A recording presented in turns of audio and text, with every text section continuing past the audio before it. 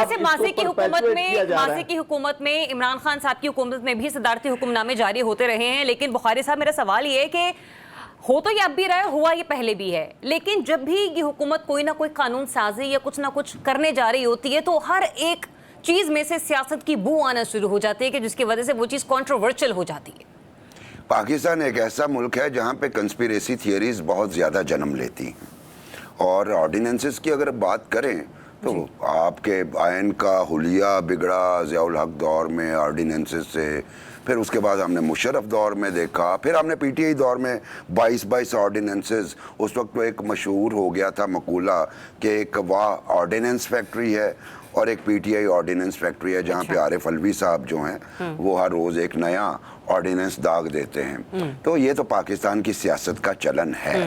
दूसरी बात जो ये हम करते हैं ना कि सुप्रीम कोर्ट बॉडी मुकद्दस है और वहाँ पे बैठे हुए हजरात जो हैं वो इम्पैकेबल हैं और गलती नहीं कर सकते, ये एक मिसपरसेप्शन है, माफ़ कीजिएगा ज़रियाब।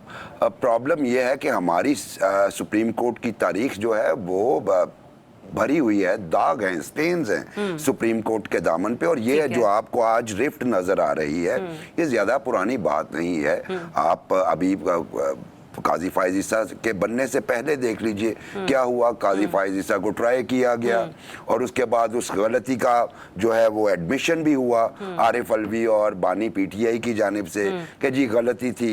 वो 3 जजेस जो लेकिन वो ये भी कहते हैं और बहुत सारे सहाफ़ी अब ये भी कहते हैं कि वो गलती कहीं और से करवाई गई थी, किसी और ने कहा था कि जाके आप इनके खिलाफ जिसने भी कहा यूज तो पॉलिटिकल लीडरशिप हुई और वो जो बड़ी पॉलिटिकल लीडरशिप ही यूज हो रही है। जी बिल्कुल वही है, मैं वही अर्ज कर रहा हूं कि उस वक्त भी ये डिवीजन एक वाज़े डिवीजन थी। फिर हमें वो 3 जजेस का ट्रेडमार्क बेंच भी नजर आया जिसके मामले में हमें पता होता था कि फैसला क्या आएगा।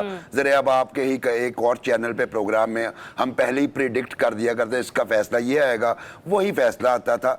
कम अज कम अभी हमें ये पता चल रहा है कुछ जो पिछले केसेस में, मसलन अभी जो फुल बेंच ने ये फुल कोर्ट ने केस सुना कि आपको पता था कि इसका फैसला ये आएगा। लेकिन उसके ऊपर आज आपने चीफ जस्टिस साहब के रिमार्क्स सुने, उन्होंने कहा कि हम सुप्रीम कोर्ट के फैसलों के नहीं आइन के पाबंद हैं। तो क्या मतलब सुप्रीम कोर्ट जो फैसले दे रही है वो आइन से मुतसादिम है? जी बिल्कुल। मैं उसकी सबसे बड़ी मिसाल आज बिलावल ने तकरीर में आज उसको कोट किया। हम तो बड़ा पुराना कोट कर रहे हैं कि जो चीज आइन में नहीं सुप्रीम कोर्ट अपने किसी फैसले में वो मेंशन कर दे। जैसे कि एक बेंच ने जो बिलावल ने मिसाल दी कि जनाब वोट भी कैंसिल, आप डिस्क्वालीफाइड भी। आइन में ऐसे ही है, चौधरी साहब बैठे हैं, आइन में कोई ऐसी चीज मौजूद नहीं। वो फैसला दिया, वो इम्प्लीमेंट हुआ, यानी आइन में नहीं है, आइन से मुतसादिम है, लेकिन वो इम्प्लीमेंट हुआ। ये फैसला भी सुप्रीम कोर्ट ने दिया।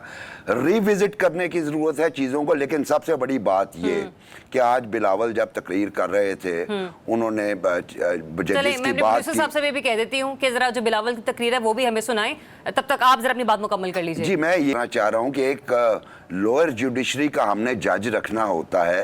कंपेटिटिव सर्विसेज के एग्जामिनेशन में अपीयर होते हैं, उनमें से फिर कुछ बेचारे पहुंच पाते हैं, फिर वो लोअर जुडिशरी पे ही रिटायर हो जाते हैं।